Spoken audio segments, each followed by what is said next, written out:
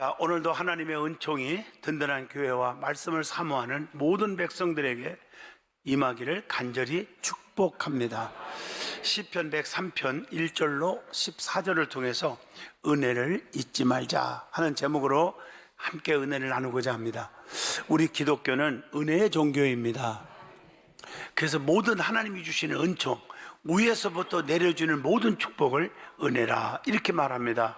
우리가 예수 믿고 구원받은 것도 은혜요, 또 성령 충만한 것도 은혜요, 또 죽을 병에서 살게 되는 치료도 은혜요, 사업에 잘 되고 직장에 복을 받고 자녀들이 잘 풀리고 이게 다 은혜로 여기는 거예요. 그래서 우리는 사도 바울처럼 내가 나된 것은 하나님의 은혜로 되었다 이렇게 은혜로 여겼어요. 물론 구약이나 신약이나 낱말의 뜻은 비슷한데 그러나 약간은 좀 차이가 있죠. 구약에서는 히브리 말로 헨, 라하멘, 헤세드 뭐 이런 단어가 있고요. 신약에 와서는 카리스라는 헬라어가 있어요. 영어로 말하면 그레이스. 그래서 우리가 찬양을 부를 때 막 눈물이 쏟아지는 찬양이 있죠. 어메이징 그레이스, 놀라운 은혜, 나 같은 죄인 살리신 주 은혜 놀라와, 뭐 이렇게 부르기도 합니다. 우리가 은혜가 떨어지면 뒤숭숭숭 생숭하고 마귀의 불이 타오르고 죄악의 불이 타오르고 불평과 원망의 불이 막 타오르요. 그러나 성령에 충만하고 은혜가 충만하면, 은혜의 불이 막 타오르면 감사가 넘치고 기쁨이 넘치고 형통의 복, 건강의 복이 오는 것입니다. 그래서 은혜를 사모하는 자가 되라 이렇게 말했고, 은혜 받은 사람은 하나님을 찬양하고 이웃을 섬기고 베푸는 그런 은혜가 있어야 됩니다. 여러분, 호의 삼조란 말이 있습니다. 호의 삼조, 이게 무슨 뜻일까요? 누군가에게 호의를 베풀 때에는 세 가지 조건을 잘 지켜야 상대방이 진심으로 고마워하고 나 또한 보람을 느끼게 된다, 그런 의미로 말씀을 드립니다. 거기서 세 가지 조건이 있죠. 그게 삼조란 말입니다. 원조, 시조, 은조 하는 단어가 있어요. 첫째, 원조가 뭘까? 상대가 절실히 원하는 것을 도와주는 것. 목이 마른 사람에게는 물을 떠다 주고 배고픈 사람에게는 떡과 빵을 주는 거예요. 그 다음에 시조가 있어요. 시조는 도움의 타이밍입니다. 내가 가진 것이 부족해 많이 도와줄 수 없어서 좀 넉넉해진 다음에 도와주려고 미루다 보면 이미 그 상대는 내 도움이 필요 없는 상태가 될지도 모르기 때문에, 이처럼 도움이라는 것은 타이밍을 놓치면 의미가 없단 말이에요. 부족하면 부족한 대로 때를 놓치지 않고 도와주는 것이 중요한 줄로 믿습니다. 주일 좀 하시라고 하면 돈 좀 더 벌어놓을게요. 여러분, 누가 주님이 그때 쓰신답니까? 누가 주님이 받으신다고 합니까? 그건 자기 생각인 것입니다. 타이밍을 놓치면 안 돼. 지금 누가 병들어 죽게 됐어. 기도 좀 해주세요. 그러니까 나 지금 너무 바빠가지고 1년 후부터 기도 열심히 해줄게. 근데 이미 그분은 한 달 만에 하늘나라에 가셨어요. 여러분, 타이밍을 놓치면 정말 안 되는 거예요. 그 다음에 세 번째가 은조라는 말이 있어요. 은조는 다른 사람이 모르게 은밀하게 도와주는 것을 말해요. 남에게 무엇을 주는 일을 할 때에는 준 사람도 받은 사람도 주고 받은 물건도 없다는 마음으로 알지 못하도록 도와주는, 그것이 올바른 일이라고 하는 뜻입니다. 오른손이 하는 일 왼손이 모르게, 왼손이 하는 일 오른손이 모르게 하라고 하는 가르침이 바로 이 뜻입니다. 도움이 절실한 사람도 자존심 때문에 공개적인 도움을 거절하는 경우가 많은 만큼, 도움을 줄 때는 남이 모르게 은밀히 도와주는 은조야말로 호의 삼조의 핵심이라고 말할 수가 있습니다. 오늘 많은 사람들은 조금만 도와줘도 그냥 뻥튀기를 하고 자랑하고 나팔 불고 그러면 안 됩니다. 그렇다면 왜 우리는 나눔의 삶을 살아야 할까요? 은혜 받은 자로서 바로 하나님께 받은 은혜가 너무나 많기 때문인 줄로 믿습니다. 그래서 나누는 삶의 기본은 바로 감사입니다. 하나님께로 받은 은혜를 생각하면 생각할수록 평생 갚아도 갚을 길이 없는 거 아닙니까?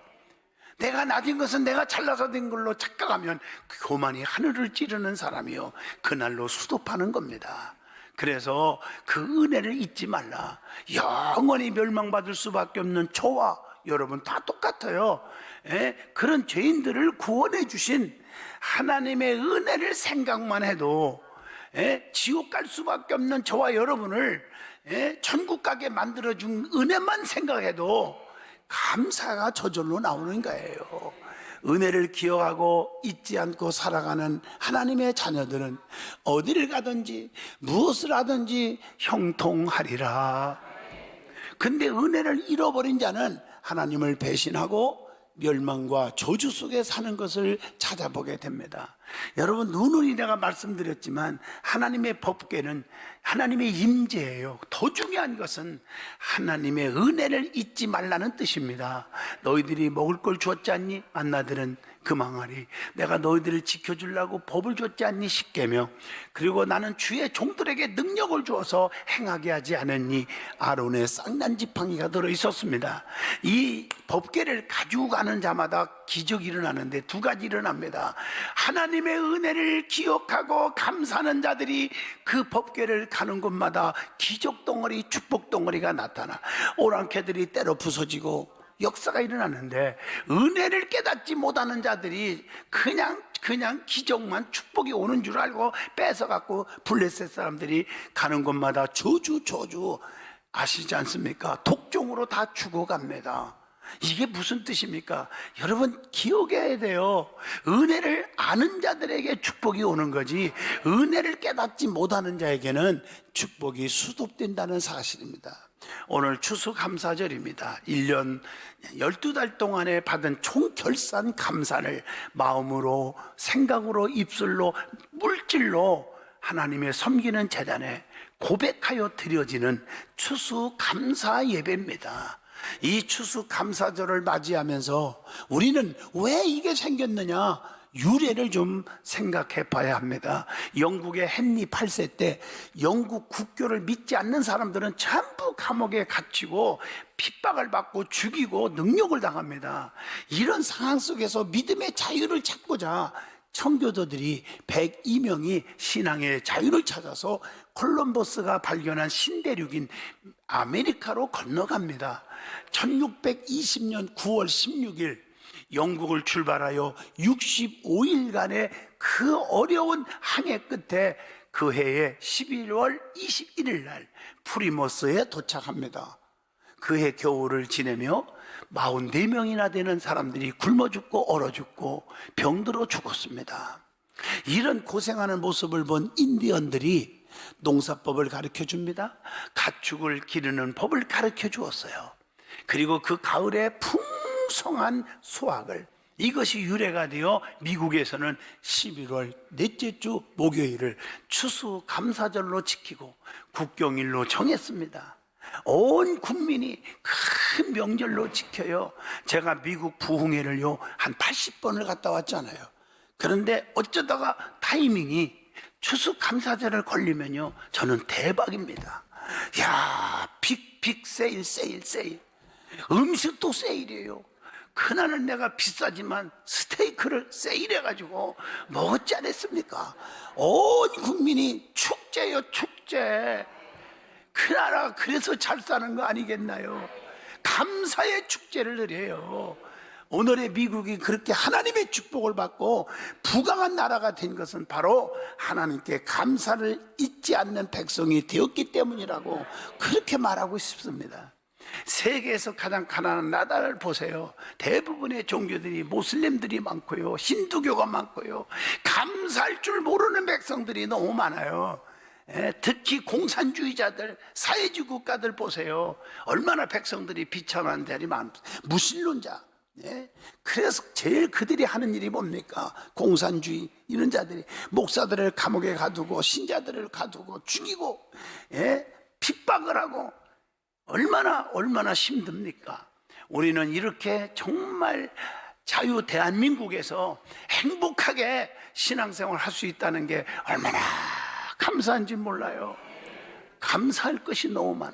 오늘은 너무나 감사할 것이 많은 날입니다.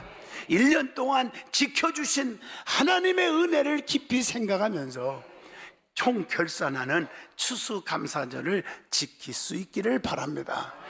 하나님께로부터 받은 은혜를 생각하면 평생 잊지 못할 감사가 넘치게 되는 거예요. 오늘 본문 말씀은 다윗이 하나님의 은혜를 깊이 감사하면서 하나님께 송축하는 감사의 내용들로 꽉 차 있는 말씀입니다.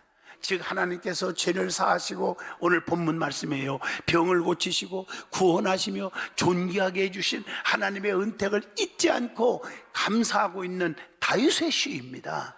오늘 말씀을 통해서 은혜를 잊지 말자 하는 제목으로 저와 여러분이 깊은 은혜의 시간이 되어지기를 바랍니다. 제일 먼저 다윗이 하나님의 은혜에 감사한 것이 구체적으로 무엇이었느냐는 거예요. 첫째, 하나님께서 죄악을 사하시고 소원을 만족해 하심에 감사한다고 오늘 본문 3절에 말씀하고 계십니다. 하나님은 모든 질병을 고치시는 분입니다. 출애굽기 15장 26절입니다. 모든 죄악을 다 사해 주십니다.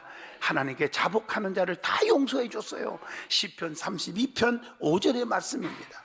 모든 죄악을 깨끗하게 제거시켜 주신다고 시편 51편 2절에 말씀합니다. 주님의 보혈의 피가 우리를 깨끗게 하십니다. 에베소서 1장 7절입니다. 생명을 파멸해서 구속해 주신다. 이게 시편 103편 4절이잖아요. 그래서 우리는 사람을 의지하지 마라, 하나님을 의지하자. 하나님께 피하는 자는 죄를 받지 않고 구원해 주시리로다. 시편 34편 22절입니다. 생명의 빛에 다니게 하십니다. 시편 56편 13절입니다. 하나님은 우리 택한 백성들을 좋은 것으로 우리의 소원을 만족해 하시는도다. 이게 오늘 본문 5절입니다. 하나님은 영혼을 만족해 하시죠. 시편 63편 5절처럼, 그리고 시편 107편 9절처럼 우리의 영혼을 만족해 하시고, 그래서 시편 23편에 내 잔이 넘치나이다 5절에 그렇게 말했어요. 자, 두 번째, 하나님께서 자비를 베풀어 주심에 감사했습니다. 그게 오늘 본문 6절에서 9절입니다. 하나님께서 의로운 일을 행하심에 감사했어요. 그게 6절입니다. 하나님은 공의로우신 분입니다. 그래서 성경대로 시편 126편 6절대로 울며 씨를 뿌리면 뿌린 대로 거두게 하시고, 시편 128편 2절에 보니까 네가 네 손이 수고한 대로 노력한 대로 먹을 것이라 네가 복되고 축복 장수하리라. 그래서 하나님은 뭘 보고 칭찬하신다고요? 열매를 보고 칭찬해. 마태복음 25장 23절 달란트 비유 아닙니까? 열매를 보고 칭찬해요. 착하고 충성된 종이라고. 열매 없이 입만 무성하고 입술로만 떠드는, 입만 있는 그런 건 좋아하지 않아요. 하나님은 열매를 보고 판단하시는 줄로 믿습니다. 하나님은 의로운 행위를 주의 종들에게 알려주신다. 나 이 말씀에 울었어요. 시편 103편 7절에 그 행위를 모세에게, 주의 종에게, 이스라엘 자손에게 알리셨다.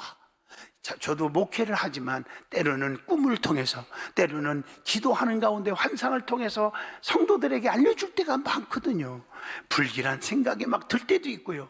이걸 직접 얘기하면 받아들일 수 있는 그릇이 아니면 못 받아들이니까 간접적으로 전반적으로 말씀을 통해서 깨우치는데, 깨닫는 자는 축복인데 전혀 못 깨닫는 사람도 많거든요.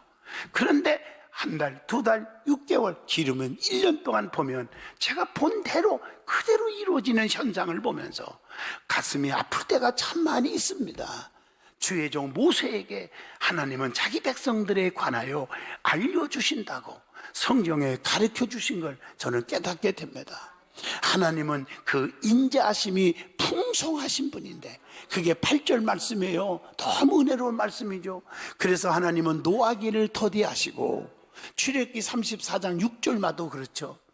돌아오는 자를 무조건 다 용서해 주시고, 이사야 55장 7절 풍성한 구속의 축복이 있다 130편 7절에 그렇게 말했어요. 그리고 하나님의 인자하심이, 그 사랑하심이 후하심이다. 시편 86편 5절입니다. 그리고 하나님은 노를 영원히 품지 않는다. 사람과 전혀 다르죠. 시편 103편 9절입니다. 인간은요, 한번 꿍 하면요, 죽을 때까지 안 풀어요. 꿍 하고 교회 떠나면요, 평생 가도 은혜 받았던 목사님 전화 한 통 없어요. 노를 품지 않는 분들이 있어요. 제가요, 솔직히 목회하면서 왜 노가 안 생기겠어요? 인간인데 저도. 근데 그걸 안 품고 다 없애지고, 그러니까 이렇게 성도들이 남아나 있는 거예요. 이 성전 2층 3층 꽉 찼잖아요. 예? 뒤 쳐다보지 마세요. 찼으니까 찼다고 그러는 거죠 지금. 예? 우리 하나님을 닮도록 노력을 해야 돼요. 여기 보세요. 노염은 잠깐이요, 은총은 평생입니다. 시편 30편 5절의 말씀이에요. 제가 만든 말이 아니에요. 노를 끝까지 두지 말으라는 거예요. 에레미야 3장 5절입니다. 사람은 속상할 수 있고 화날 수 있고 미워하고 싶을 때가 있어요. 끝까지 가지 말라는 거예요. 해가 지기 전에 풀어버리라는 것입니다. 그리고 세 번째, 우리 하나님은 죄를 사해 주시는 하나님이시기에 감사했다고 다윗은 고백해요. 본문 10절로 14절입니다. 우리의 죄를 멀리 옮겨주심에 감사했다. 그게 10절로 12절이죠. 하나님 우리의 죄악을 기억도 아니하신다. 이사야 43장 25절. 우리의 모든 죄악을 다 사하여 주신다. 에레미야 31장 34절. 하나님을 경외하는 자를 하나님은 불쌍히 여겨주심에 감사했다고, 그래서 다윗은 본문 13절에 고백을 하고 있는 겁니다. 하나님은 자기를 경외하는 자를 기뻐하고 경외하는 자들을 기념책에 기록해 주신다고 말라기 3장 16절을 통해서 말씀합니다. 자, 그러면 믿음 있는 자가 되라고 했는데, 믿음 있는 자는 뭘 보고 말하느냐? 감사하는 자예요. 여러분 교회 안에서 주변을 보세요. 신앙생활을 오래 했고 직분 가졌다고 믿음 평가하지 마시고요, 뭘 보고 하느냐? 감사가 있는 사람이 진국입니다. 감사하는 거예요. 사람이 불평거리가 와도 감사로 돌리고, 누가 교회를 불평하고 장로님들을 향하여 불평하고 목사님들을 향하여 불평할 때 그 불평거리를 사라지게 만드는 피스메이커가, 그게 감사하는 자가 축복의 자녀인 줄로 믿습니다. 믿음의 정도는 믿음이 있느냐 없느냐 직분 보고 판단하지 마요. 목사냐 장로냐 집사냐 권사냐 그거 보고 평가하지 마시고요, 감사를 보고 평가하세요. 그래서 형통할 때 감사하는 자는 초보적인 신앙, 수시로 감사하는 자는 믿음이 조금 자란 사람, 환난당하고 고난당하고 핍박당하고 누명도 쓰고 억울한 일도 당하고 병들고 힘들 때 하나님 더 감사하는 사람, 이게 큰 믿음의 사람인 줄로 믿습니다. 여러분, 감사할 줄 알아야 돼요. 네. 감사를 잊어버리지 않는 자의 생활이 있어요. 뭘 보고 감사를 잊어버리지 않는 자로 평가할 수 있을까? 예배를 통해서 하나님을 만나는 생활을 합니다. 예배를 더 사모합니다. 시편 50편 14절로 15절. 오직 하면 제가 부흥의 추수부까지 만들었겠어요. 예배가 그렇게 중요하고 축복받으라는 거예요. 제가 이제 이걸 다 받아놓으면 이거 내지 않은 사람 가슴이 몇 터지는 거니 주님의 마음은 어떨까요? 예배를 통해서 하나님께 영광 드리는 자가 진정한 감사하는 자란 말이에요. 그리고 찬송으로 감사하고 기도로 감사하고, 더 중요한 것은 주님이 말씀합니다. 물질 있는 곳에 마음이 있다고. 물질로 하나님 앞에 최선을 다해서 감사하는 자가 그게 믿음의 사람입니다. 그렇지 않으면 믿음의 바닥입니다. 감사를 잃어버린 죄를 범하게 되는 거예요. 그럼 어떤 일이 생기느냐? 자기도 모르는 사이에 목에 힘이 들어가 교만에 빠져. 한번 주변을 보세요. 감사를 모르는 사람들이 목에 힘이 들어가는 거예요. 하나님의 영광을 도둑질하게 되는 겁니다. 여러분, 성경에 보면 10명의 한센병자가 죽게 됐는데, 그때는 죽을 병이니까 예수님 앞에 나와서 예수님이 다 고침받게 해줬는데 9명은 제갈 길로 갔지만 1명 사마리아 사람은 살해했다. 감사와 그 다음에 뭔가를 드리며 표현했어요. 그때 예수님은 사마리아 이 한 사람을, 감사하는 사람을 칭찬합니다. 여기서 저는 생각을 해봅니다. 아니, 죽을 병에서 살았는데 9명이 고마운 마음을 왜 모르겠습니까? 그런데 주님은 칭찬 안 하고 책망해요. 왜냐? 고마운 마음 가지고 되는 게 아니에요. 표현을 할 줄 알아야죠. 표현의 차이예요. 9명은 찾아와서 주님 감사해요 표현을 했지만, 잠깐만, 저기 한 명은, 9명은 표현을 안 하고 제 갈 길 간 거예요. 여러분, 가정에서도 부모에게, 자녀에게, 부부지간에, 또 교회 장로님들, 목사님들에게, 성도에게 고맙습니다 표현할 줄 알아야 돼요. 이게 믿음의 수준이에요. 할렐루야. 그리고 능력과 축복이 중단돼요. 감사가 없으면. 감사를 잃어버리면 가룟 유다처럼 마지막에는 비참하게 배신의 쓰라림을 겪게 되는 겁니다. 세 번째, 생활 속에서 감사가 나와야 됩니다. 여러분 잘 들어봐요. 기쁨은 기쁨을 끌어당기고 슬픔은 슬픔을 끌어당긴다는 말이 있습니다. 내가 기쁘면 기뻐할 일들이 많이 생기지만, 내가 슬프면 매사에 슬퍼할 일만 생기는 거예요. 마음은 사각에서 오고, 이해는 자각에서 오고, 사랑은 생각에서 온다는 말이 있습니다. 생각은 천사가 주는 말이고, 사각은 악마가 주는 마음이고, 자각은 자기 생각을 가지고 사는 거예요. 그래서 은혜를 돌에 새기고 원수는 물에 새기자. 상처는 남이 주는 것이 아니라 내가 받는 거다. 내 마음속에 박혀있는 수많은 상처들을 안고 살지 마시기를 바랍니다. 고마운 것들은 돌에 새기고 섭섭해 떠는 거 물에 새겨서 흘러 보내자는 거예요. 인생은 지나가고 지나면 추억이 되고, 그 추억은 고통스러울수록 아름다워지는 것입니다. 그래서 나 개인의 생활에서 감사해야 돼요. 영적 존재가 된 걸 감사하세요. 이게 믿음인 줄로 믿습니다. 가정생활에서도 감사가 나와야 돼요. 믿음의 가정을 만들어주신 하나님께 감사하는 거예요. 저는 모태 신앙생활 하면서 그걸 배운 거예요. 그래서 마음으로, 물질로 혹은 입술로 감사할 줄 알아야 돼요. 이게 진정한 감사인 줄로 믿습니다. 교회 생활하면서도 자기 마음이 안 든다고 불평하지 말고요, 감사하면서 교회를 섬길 수 있는 겸손한 자가 되기를 축복합니다.